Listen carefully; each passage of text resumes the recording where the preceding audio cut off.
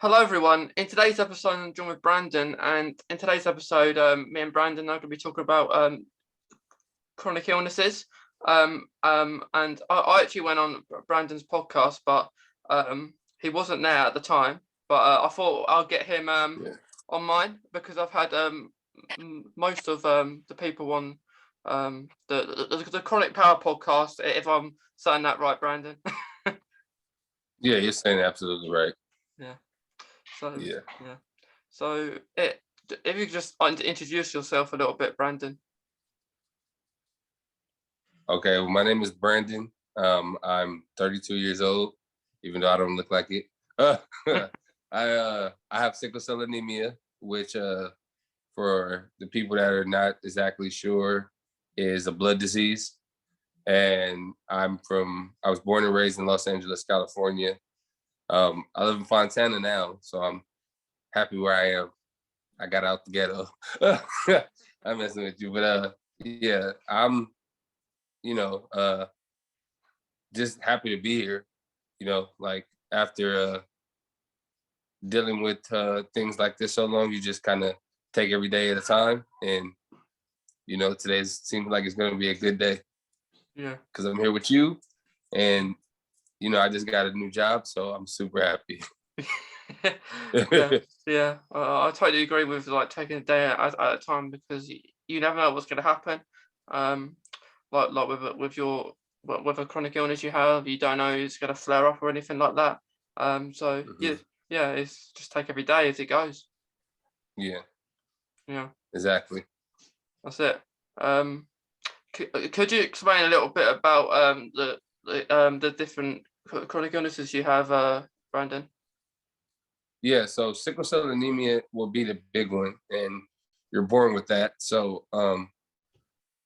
they discovered I had that when I was 2. I had the life expectancy of 12, and what it is you make more white blood cells than you make red blood cells. So when you get too hot, you get too cold. If your blood, our normal human being, blood cells destroy themselves after every 160 days. Like a couple of them, ours destroy themselves after every 12 days.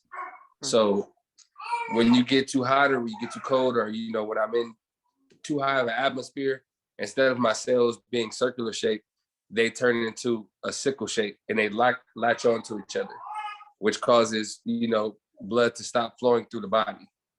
And it causes like this tremendous pain. The only way I can explain it is saying that like it feels like if you were standing outside in 0-degree weather and someone starts to step on you with football cleats, or like. And the other one I have, which I just developed in probably about a year and a half ago, was chronic asthma. And the way I got that was because of COVID. Okay. I caught COVID, and COVID literally, from what the doctor said, it stripped my lungs down to so low of a value that now I need to use nebulizer, or I always have to have an asthma pump on hand. So yeah, watch out for COVID. Yeah, like when you caught COVID, like how was you with that, Brandon?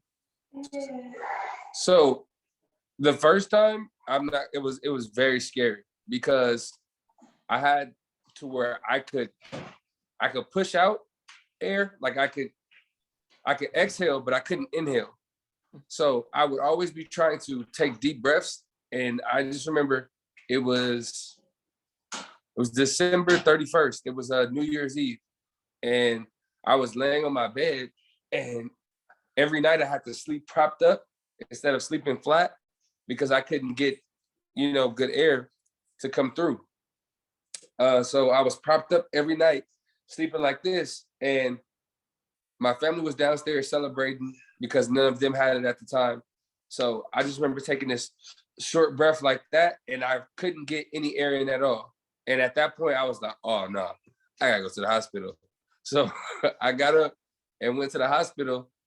And obviously, it's I think this is the first year of COVID. So this is around December. So there was still a little bit, uncertainty when it came to that, or people with COVID. So I was in the hospital for basically the entire 2 weeks. And yeah, they took care of me in there. But at home, it was scary because I kept thinking like, oh, when I go to sleep, am I going to be able to breathe in my sleep? Am I going to, like, all of a sudden, am I going to, die?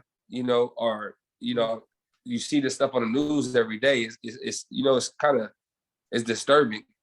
So I thought that because I had it so bad that it was going to happen to me. And I know you said you've had James on. James has a cystic fibrosis to where all the mucus gets locked up.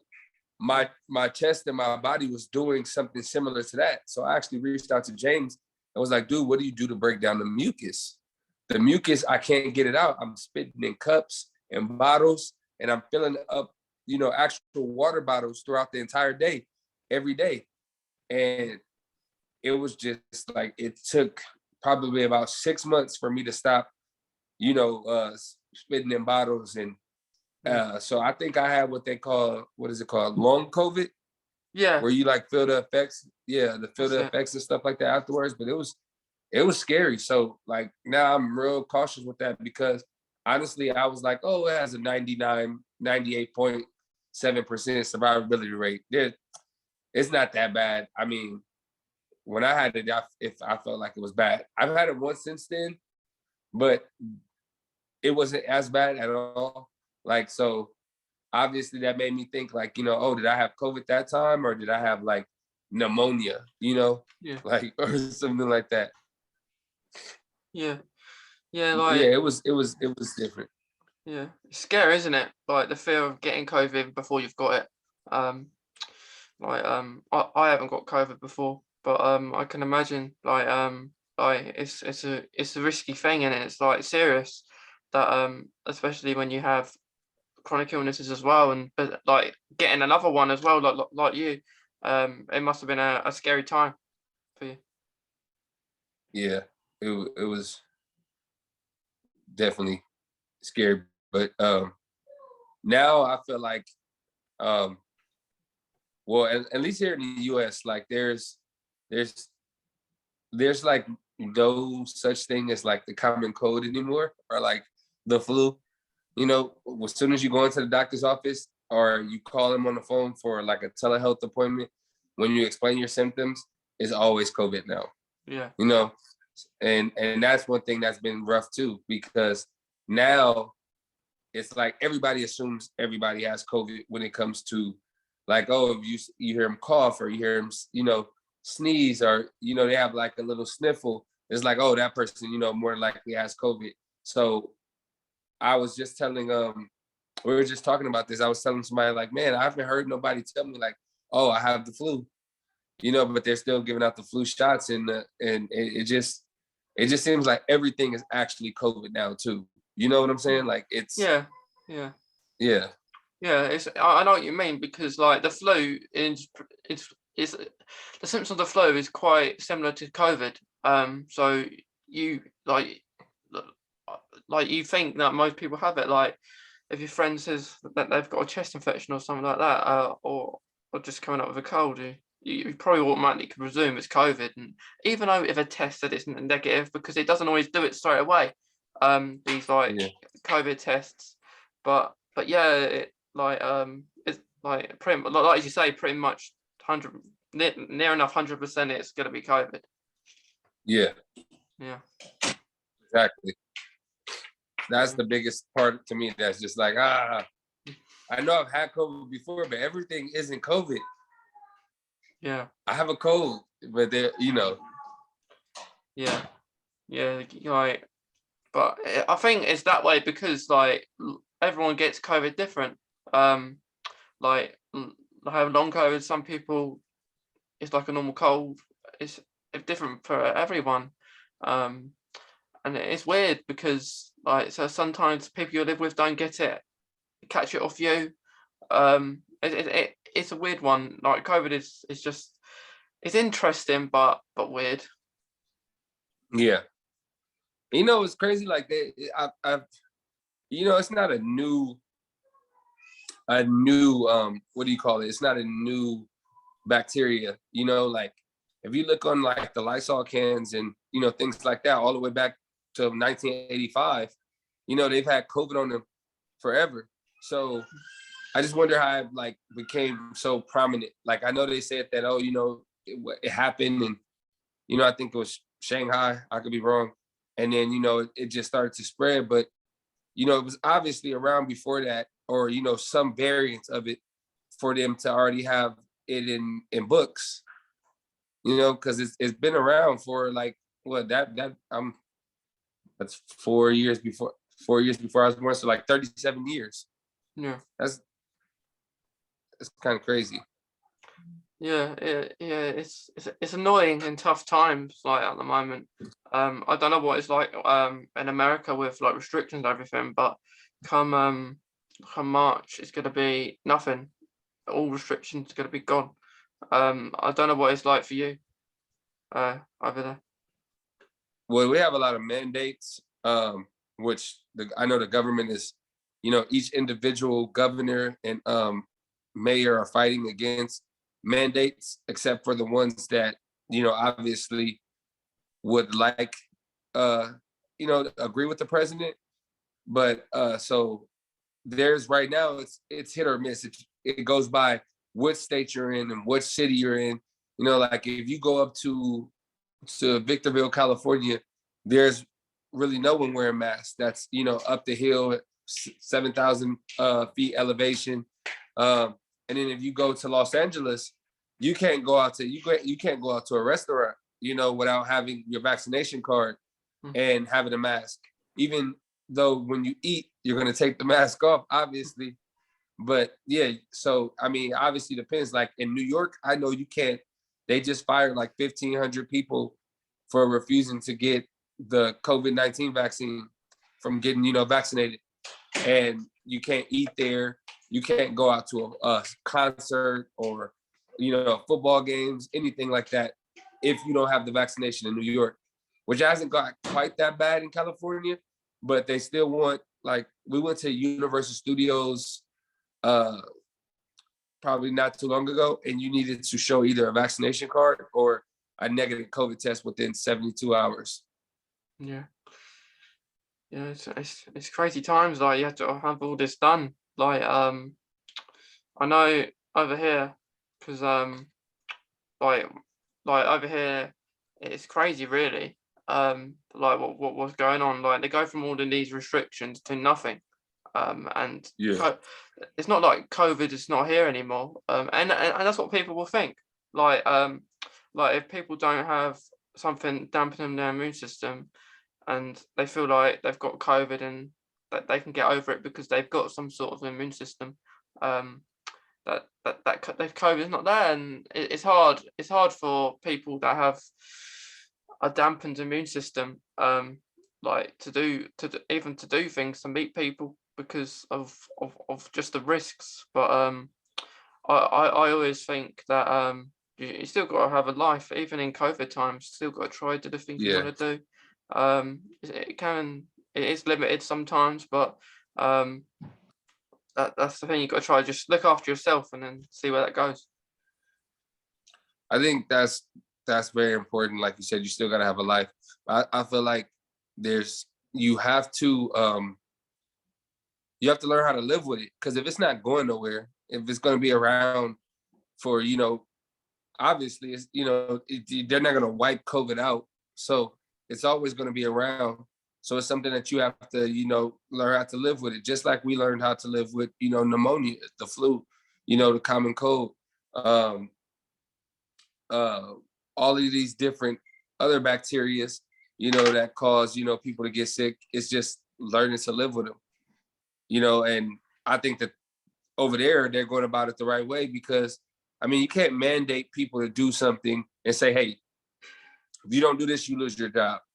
If you don't do this, you know, you can't go out to eat. It's like they're trying to forcefully tell people, hey, if you don't do it, and that's crazy, because this country is supposed to be the land of opportunity, of freedom, you know, and freedom of speech, and to do things but if you're mandating people and saying like, hey, well, you are free, but if you don't get this shot, we gonna tell you can't go to work, so you can't make money. Yeah. So like, that's not that doesn't seem like a democracy. That seems, like a dictatorship. Yeah. It is like it is tough. Like sometimes I think because I've had 4 vaccinations now, including the 4th one over Mhm. here, that you had for it was a choice. People could have the 4th one if you're got a compromised immune system. And I chose to. I suppose because I would think the other ones would have run out. Because I've like it's not the vaccine doesn't stop you getting from COVID. It just helps you a little bit. But I think like because I take for my Crohn's I take drugs that cancer patients take. So like Humira over I actually had that today. I had my Crohn's injection a few hours ago. Every 2 weeks to have that. Azathioprine, which really dampens my immune system. Vitamin D, B12, which helps with fatigue because for having a chronic illness, fatigue is quite a big thing for me. Like That's big, bro. it's hard all the time. Can I ask you a question about that? Like, that's one Yeah. of my biggest, like, about chronic fatigue. Do you feel like people understand, like, if you have friends or let's say you're going out, you go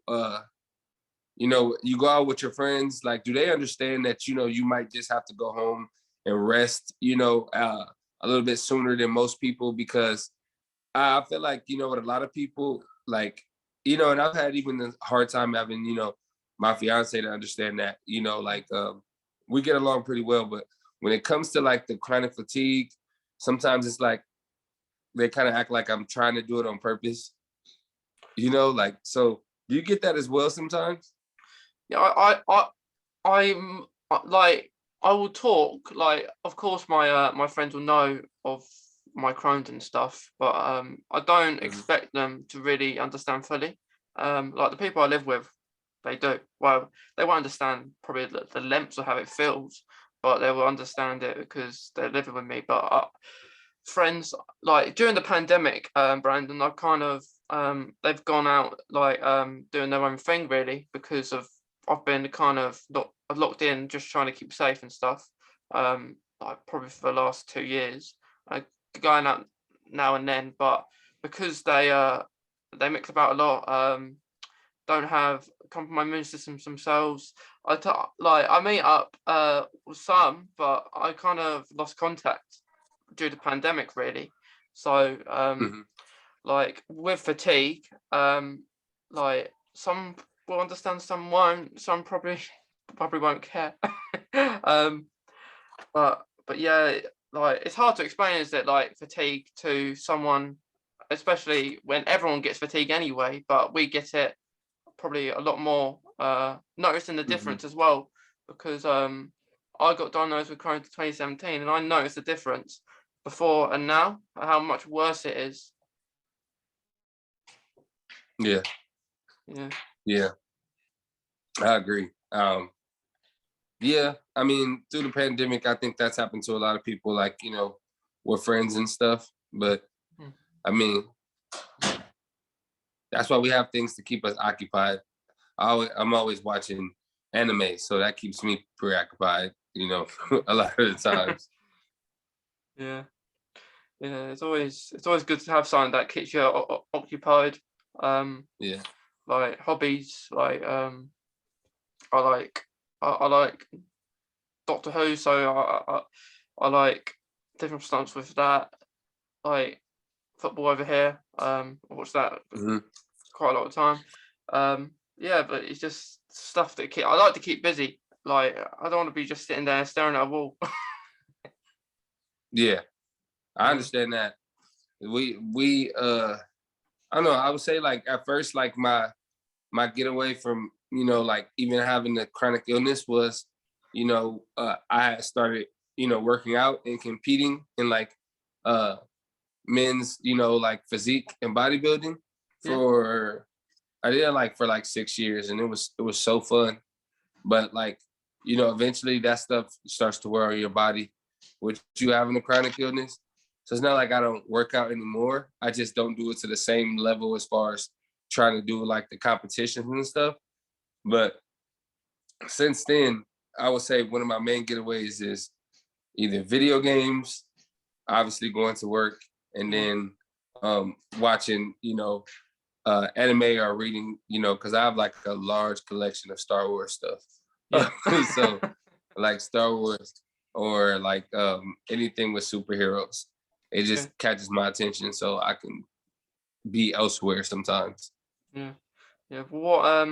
What games do you like to play? So me and my fiance, we only play one game together because she only likes one game, and that's Fortnite. Otherwise, I play Call of Duty. I play NBA 2K sometimes. I love fighting games. It's my favorite genre. So I play Tekken. I play Street Fighter. I play Mortal Kombat. I play King of Fighters. I like RPGs. So Monster Hunter World, the Elder Scrolls, and then my favorite game of all time is the Elder Scrolls Skyrim, which isn't, a MMO, but I played World of Warcraft on PC for like 16 years. And that was fun. Me and my brother used to play all the time. We'd be on for like 16 hours a day and only eat like microwave burritos.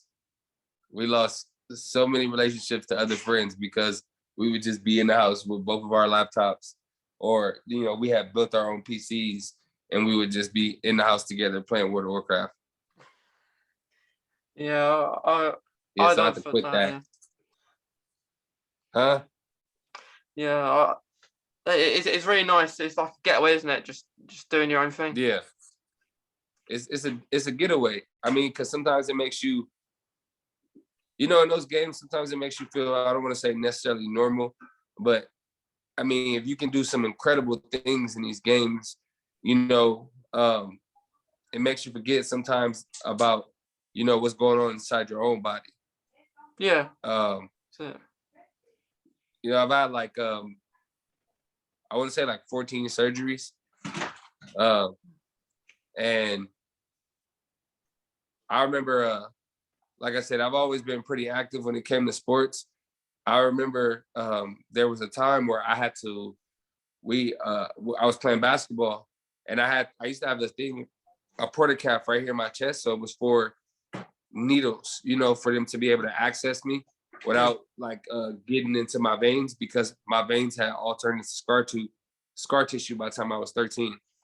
So, I had this thing in my chest for about 6 years, and I hated it because I had to be almost so timid with it. Like, I was trying to play sports, and it was always but what if I get hit in that?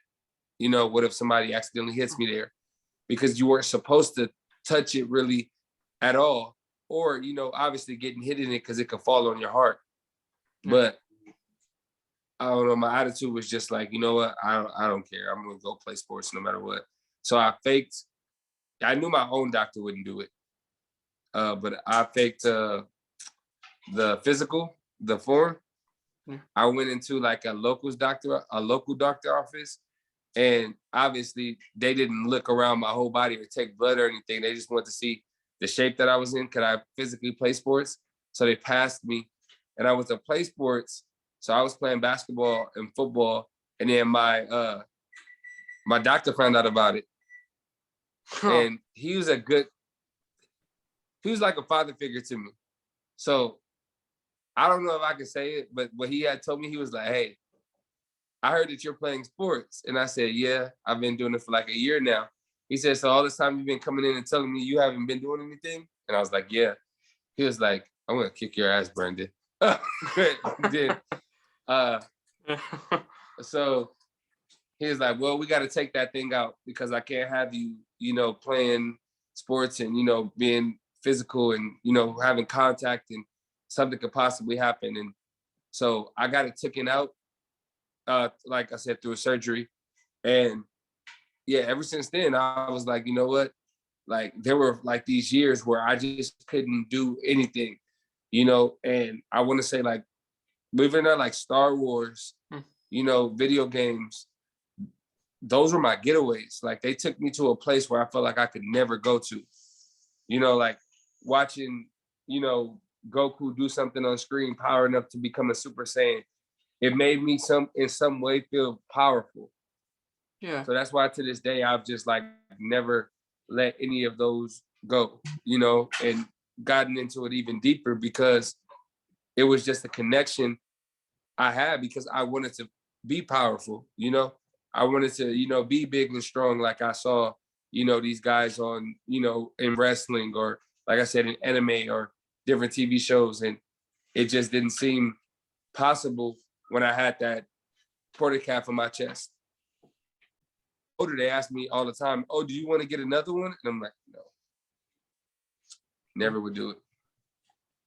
Yeah.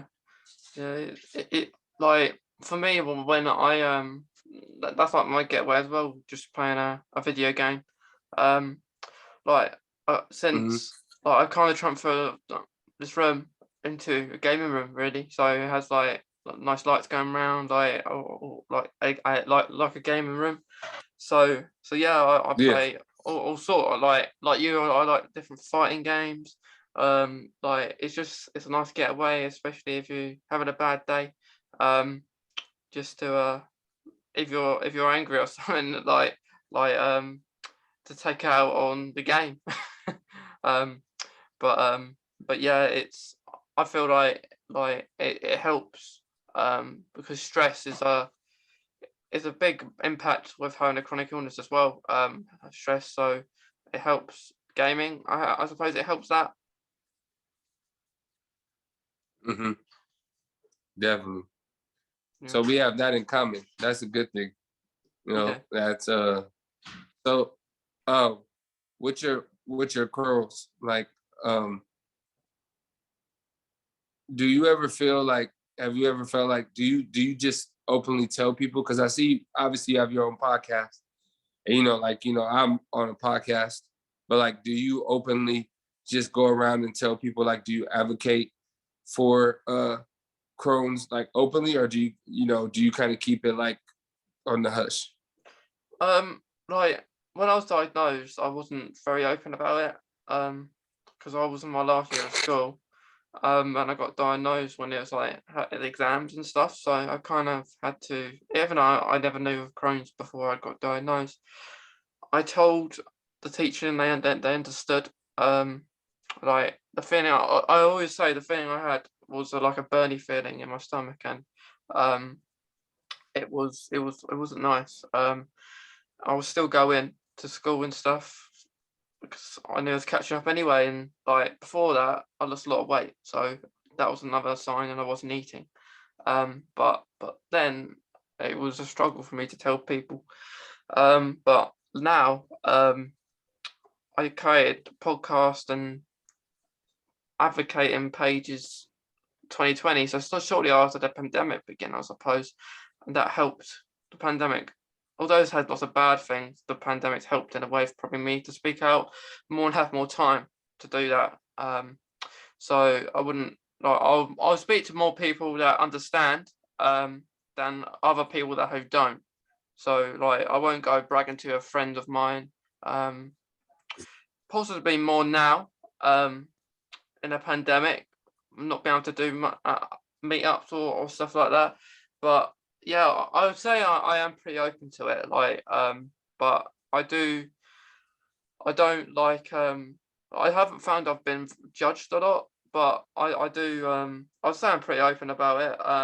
Like, if I speak to another person, I like to kind of relate to them and differences and similar things. Yeah. The it's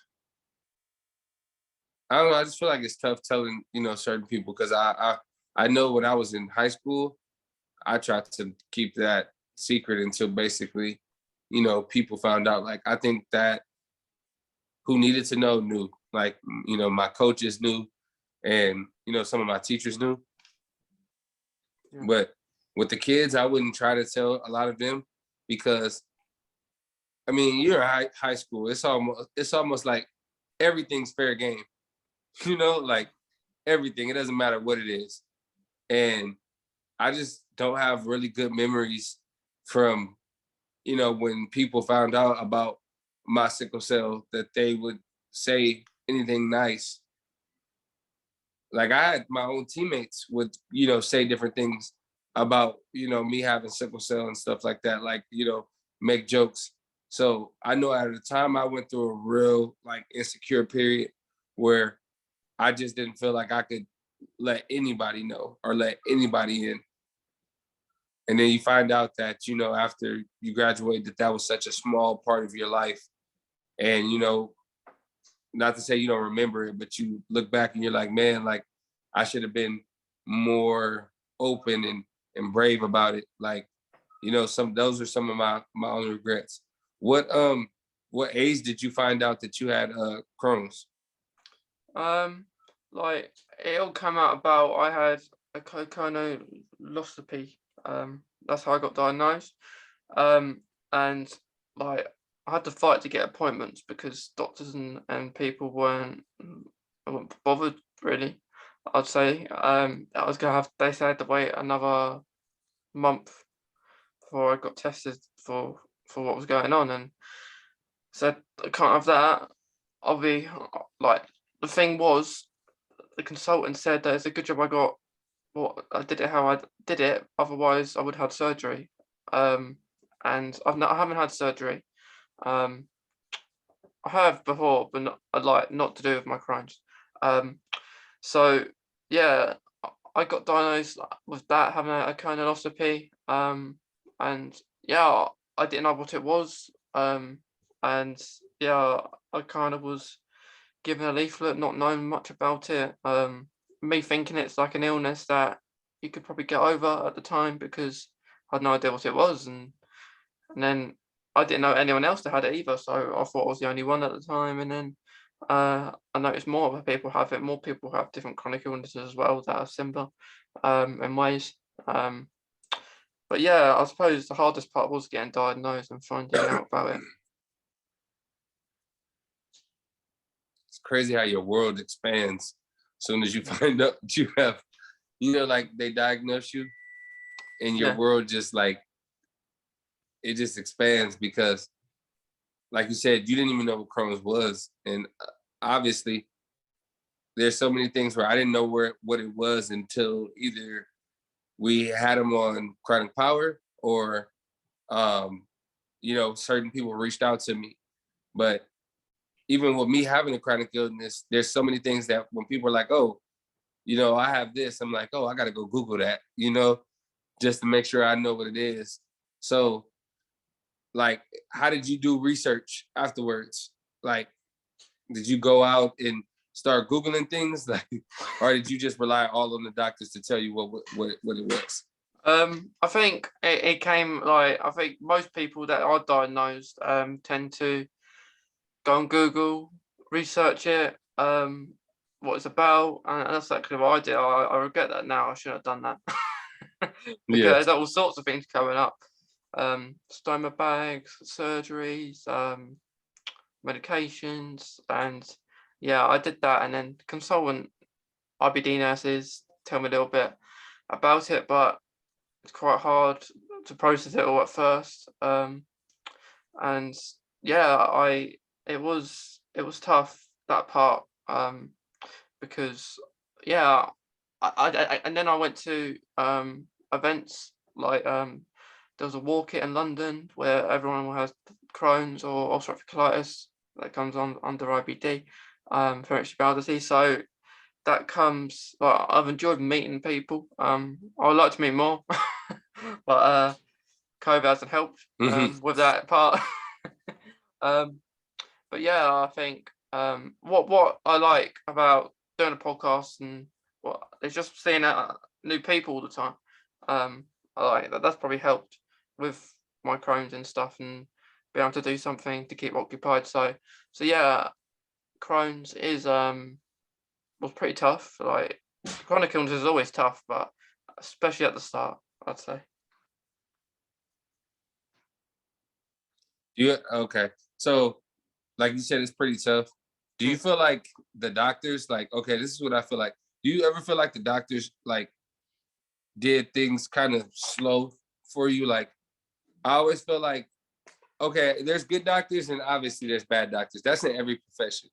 Yeah. So, because when you say like, oh, when you question the doctor, I think that they feel like that there's like a superiority that they automatically have because they went to school for obviously healthcare. But like I just remember like talking to different doctors, maybe in the ER, and them telling me, oh yeah, well, okay, so oh, you have sickle cell, this, that, and it's buried by the book.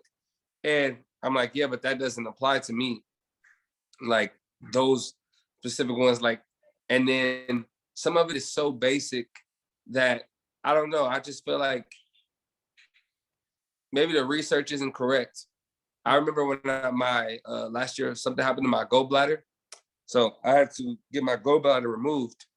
And afterwards, it wasn't the gallbladder pain that was hurting after the surgery, or that area. It was because I had went into a sickle cell crisis because of the fact of going into surgery. And so afterwards, my whole body was hurting. And I was telling the doctor, like, dude, I need the right meds because my whole body is hurting. And he came in and he was like, I know that you're not in a sickle cell crisis. And I said, wait, what? And he said, I said, okay, explain to me what a sickle cell crisis looks like. And he couldn't necessarily answer. And then I said, well, what makes you think that you know more about my condition than I do when I've lived with it? Yeah. Because of books. And he was like, my degrees tell me different. And I said, well, just because you have degrees doesn't necessarily mean that you know more about a certain subject than me. I said, I'm pretty sure that I could talk to you about, because I'm into this, like time warps, yeah, and things like that. So I was like, I'm pretty sure that I could sit here right now and explain to you how time warp works, and you possibly wouldn't understand it, just because I've done so much research on it, because that's something I am into. So me having sickle cell, just because I'm not gonna say, okay, you don't know more about this than I do. Because I have to live with it. When you go home and you go to bed and you're resting, I'm still living with it. So do you ever feel like, have you ever felt that way? Like, has anybody ever made you feel like, you know what, like, oh, like you tell them, oh, like I have Crohn's, and they're like, oh, well, one time, I ate a burrito, so my stomach was hurting so bad, that time where yeah. I understand what you're going through. Yeah. I like when I speak to someone that maybe just seen them once or twice, it might be in the hospital, it might just be a person in the public. I'll say I've got Crohn's, and they'll say, oh yeah, I know what that is. My friend's got that. And then they automatically presume they know what it is. Like they know how it feels. That's what it comes across, really. And like I suppose it's annoying when they say it's good that the word's getting out there, like more people know about it and stuff. But it's annoying that they say like they act like they know exactly what it is, what it involves, what it does, because Crohn's is it's very complicated, because it gets misled, like with IBD, that's misled to IBS because they're two completely different things. Like one is more prone to medications. Both medication more. One more is prone to having surgery, and one not as much. And it's annoying when like how do you feel, Brandon? Like different doctors, or and you have to explain your condition, like your chronic illness to one, and then you have to say the same thing to another one and another one. Like how do you feel like when you have to do that? It gets a little old, because with doctors, I feel like that obviously they should know, but I think it's the same with Crohn's. It's not the most sickest, it's not the most popular, chronic illness. And there are some chronic illnesses that are more popular than others. Like if someone has, if someone has cancer, the world is at their feet. I don't mean it like that, but everyone knows what cancer is, and Yeah. there's so much studies and so much, so much what do you say, so much backing and funding that goes into those type of things for people to know what exactly those are. So I feel like when they're talking to me about it, like, and they keep asking me the same question over and over and over and over again, I just am like, well, I just kind of answered that, but I tell them because obviously if they don't know, then, it's not like I can't say, especially if I'm in the hospital at the time, like, but it does get old and it's a little bit annoying just because I feel like that these are things that they should just know. Now, the general public, when they ask questions about things like that, I just assume that they don't know what it is in the first place. One, you're not going to know what it is, most people, unless you're in the African American community. The other thing is you're not going to know what it is unless you've been in some type of class, because I remember like I've gotten asked to do things like, oh, come and talk in front of students because this week they're going to find out what sickle cell is. And then, even had them do some reporting on me and they'd be like, yeah, sickle cell is a disease where every single day your body is in tremendous pain. And I'm looking over like, I'm not in pain every day. Like, like I'm in pain sometimes, but not every day. Like that doesn't, apply to me. So I do think it's certain people that, it's like we wear the same shirt, but somebody's going to look different in it. The shirt's not going to look the same, Yeah. So I do believe that about the chronic illnesses too. Like certain people wear, like how you wear yours like a badge. It's proud, you're proud of it at the same time. Like, because one, like you said, you get to meet people, you get to help people, you get to bring people on him and let them vent out their frustrations that they might have. That's, somebody else that has Crohn's probably doesn't wear it like that. They probably, keep it so, they don't want anyone to know. They just try to, hide it at every turn. They don't wear it proudly, so I think that's kind of like how I am with my sickle cell. I try to give people that information because I wear it so proudly, but at the same time, it's like, obviously everyone's not going to understand. No, unfortunately not. It'd be nice if they could, but be much easier, wouldn't it? If everyone understood every single illness out there. It would be cool if you could just be like, oh, okay, well, I'm gonna let you borrow this for a week, and then yeah, just bring it back to me when you're fed up with it. Yeah, it is annoying, and like yeah, like with chronic illnesses, there's like you say, like someone could wear a different top, they're different than I would. Like yeah, it's just something like that, and like it's very draining, like as well. Even just talking about it to a person that who doesn't know much about it, and you feel like because you should probably, if this won't be everyone, but if one person decides I'll speak to about my chronic illness to a lot of people, and then you're speaking to someone that doesn't, and you feel like you wonder how they don't know when the word goes around quite a lot about one specific illness. Mm-hmm. Yeah, exactly. Yeah. So another question, one more question I have for you was, what made you aspire to make your podcast? Like what made you want to do this? I think what made me do it was like I didn't know much about podcasts really at the start. Like I discovered it shortly after the pandemic started, and then I decided hang on a minute. This pandemic not going to go away. Um, I'm pretty high risk to catching things anyway, so I'll keep myself occupied. So at the start, I was talking to myself. I was talking to myself. I was about my Crohn's, about autism as well, and just a few different topics at the start. Then I thought I'll get a guest on, see how that does, and like talk to them.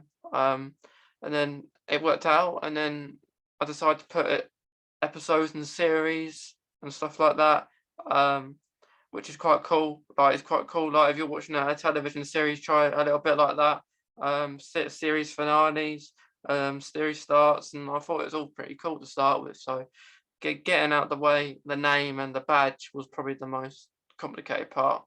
Um, and then what inspired me was that like this was shortly after creating like an Instagram account page to be an advocate. So sharing all different stories, and I thought it's really interesting to speak to new people, and not only just speaking to new people, meeting new people, making new friends and stuff. And I thought it's amazing to do that. But online is a big thing. Like it's like you're from America. It's really cool. Like I find like you speaking on here like a million miles away, most probably. I'm from the UK. You're from America. Like you of course do a podcast with different people with different chronic illnesses, and you all are sporty as well. So you're into your sports, and yeah, it's just cool, isn't it? Just like one afternoon or one evening, one morning, you're just speaking about like each other's lives. Mm-hmm. That's that. You know what's crazy about that is just the fact that what you just said. It's basically like all walks of life, and the fact like you know you are where you are and I am where I am. Like that's the cool part. Like think about it, like 20 years ago, it'd basically been impossible to talk to somebody, you know, in Britain and England, you know, or you know Australia and you know Japan, and now that's all possible with the click of a button. That's pretty cool when you think about it like that. Yeah, yeah, right. Because I was speaking to people from Australia, Scotland, Wales. I can name quite a lot of countries. I think Yeah. one's from Belgium. It's all really cool. Like you speak to different people, different experiences. It's nice to hear about their like the healthcare system. Like like it's all different everywhere. Like the support, the help, the advice, and yeah, it's just really interesting. Like just having a conversation with someone that is going to be a million miles away from yourself. Yeah.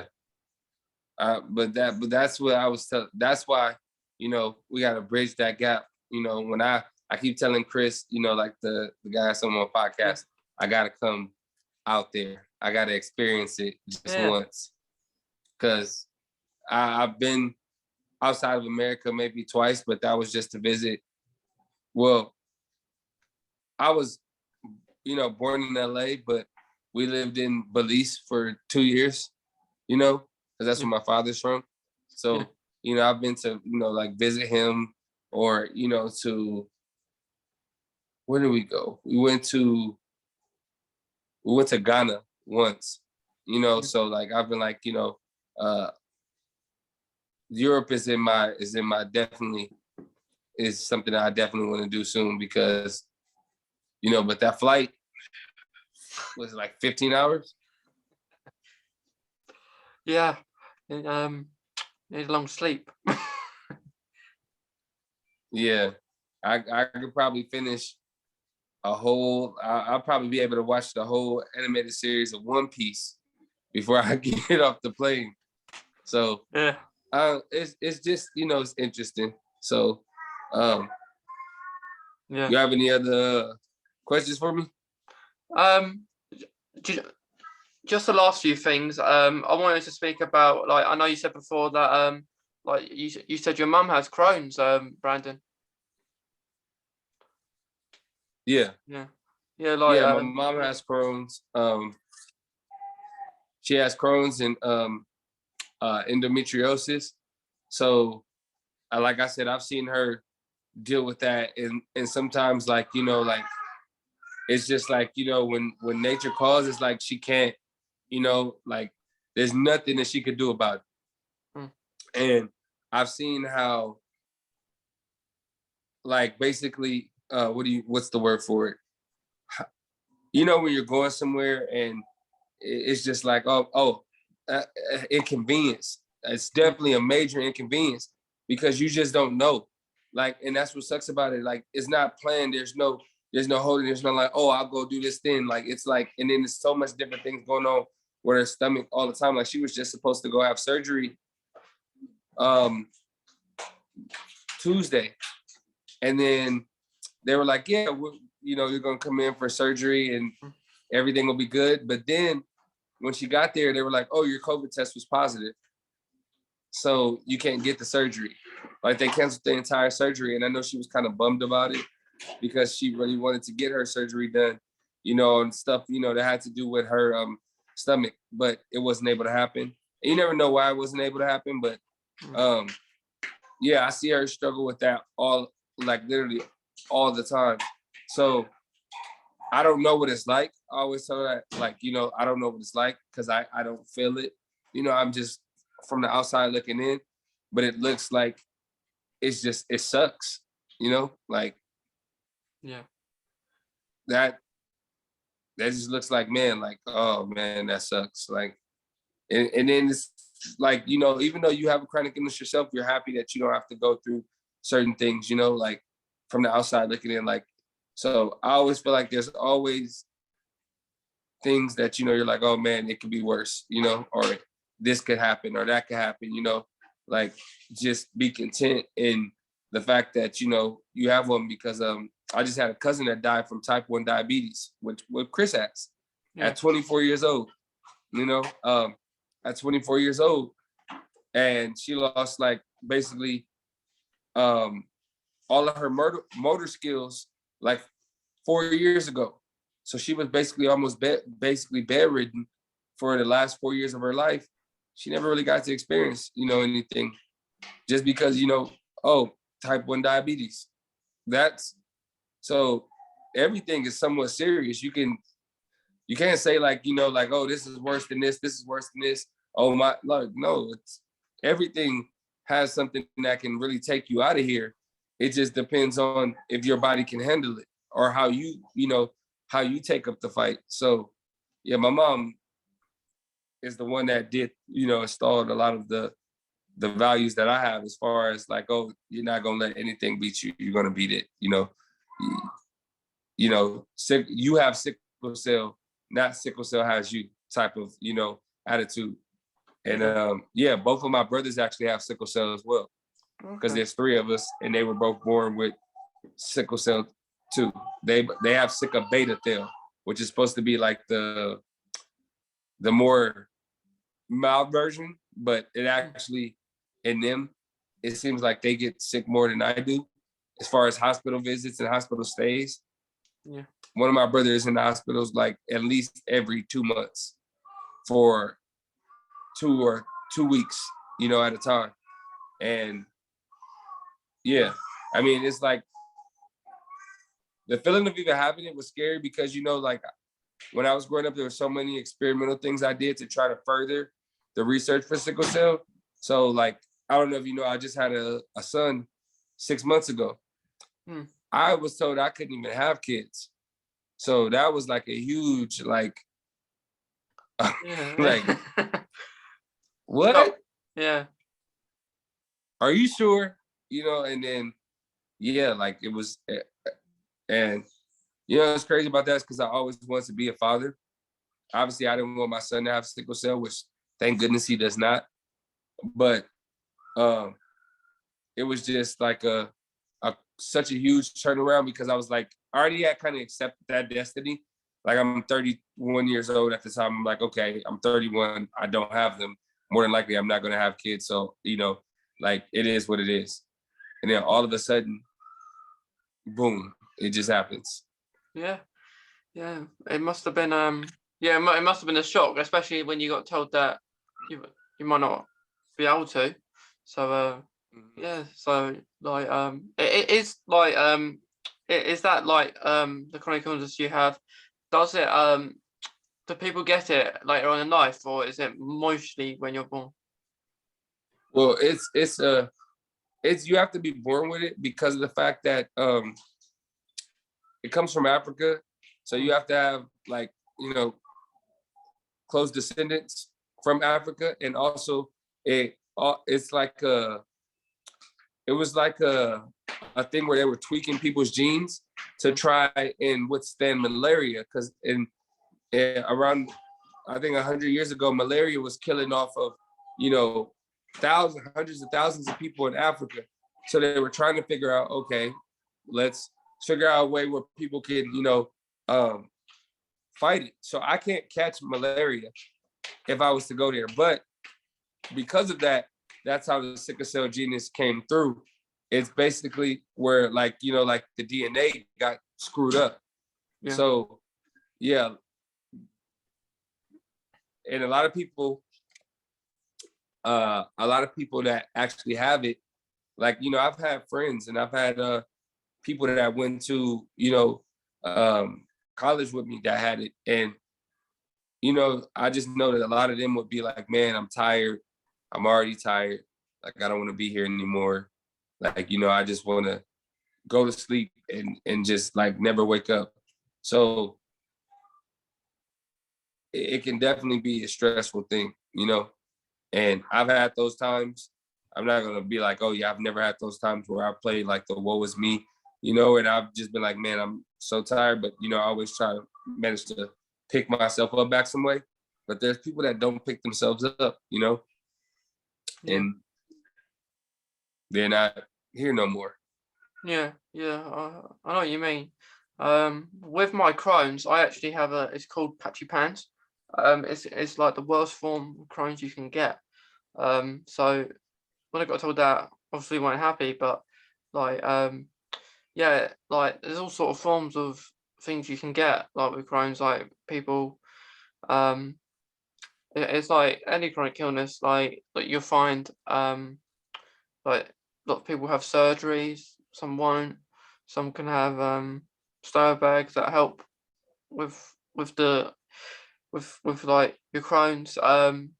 But for me, like I'm fortunate, like but there's a for my age that I got diagnosed, I class it as young. Like I was about 16, turning 17 when I got diagnosed, and I'm now 20. I'm 20 now. um, so me being young, I got told that quite likely that I will have surgery at some point in my life. I'm happy it's not yet. Um, but I, I probably will one day. But fingers crossed I don't. But like like the thing is, I can go into a flare in and out. Like recently, last year, I had a sigmoid ostropy just to check things. Like if everything was okay, but I wasn't a flare, but it wasn't a painful one. It was just one where my Crohn's levels were out of range. So them being out of range meant possibly medications were having antibodies, which apparently for one of them I'm on, Humira, is allowed a little bit over, so I can Hmm. stay on it. Um, and the thing is, I have to be on a certain medication, like for example, this Humira for a few more years, because of course you can't stay on a medication forever. Um, I'll be allowed to not go on it and try with no medication, see how it goes. Because I think for most people have chronic illness, that's the aim, not to be on any. Because if you're on none, I suppose you gain a little bit more of an immune system. Um, because that's what we want. It's annoying not having much of one in the times we live in at the moment. But yeah, like um, when I got told that I had one of the worst forms of Crohn's, I wasn't very happy about it. But you can't really do nothing. And like we said before, we have to try and live our life as best as we can. And like you said earlier, it comes up quite a lot as well. Like like um like we don't have like the Crohn's or the chronic illness might have us, but we don't have it. So we're fighting every day just to try and overcome the different struggles that we have. Yeah, that's definitely true. Yeah. But Yeah. But Brandon, last thing I wanted to ask, is there like any like advice that you would give other people with a chronic illness? Yeah, is there any advice that you would you'd say? um, the advice I would give is be yourself. You're born with a chronic illness, or whether you develop one, you know, we have to stick together. And that transcends everything. That transcends, nationality, background, ethnicity. That this is something that we understand that, a lot of other people may not. And don't try to get so many people to understand because a lot of them will never understand. We're us as human beings, we worry about what's within. So worry about what's within yourself, and be proud of who you are. You're gonna go through tough times, you're gonna go through good times. But when you go through those times, just remember that life is precious. You don't know how long we have. There are people that are gone. Like I said, my life expectancy was 12. I've been here 20 years longer than what they said I was supposed to be here. So just live every day like it's your last. And, don't put off things so much like, oh yeah, I'll do this next month. I'll do this next year. No, if you have plans of going on a vacation that you always want to do, try to do it as soon as possible. See if you have the finances for it, and, go, because the world that we live in changes every day. Something new is happening every day. So just be who you are, be confident, be strong. And if you ever feel like you're weak, reach out to people that are like-minded and go through similar situations so you can gain some of their strength. Yeah. Yeah. I think that's some really good advice, Brandon, because I know like you say, like you've beaten like the limit that they said that you would live by.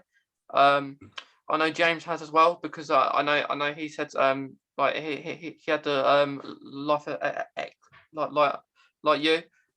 So yeah, so like you've done really well, and like yeah, like you say, every day to take it as it comes, because like you've beaten one thing where you can beat another. Mm-hmm. Yeah. Exactly. Yeah. Well, thank you again, Brandon. It's been a really nice talking to you today. Oh yeah. Yeah. Well, thank you again, and please check Brandon out on a podcast he's on called the Chronic Power Podcast as well. Yep. Yeah. Every week. every week. Yeah. Well, thanks again, Brandon.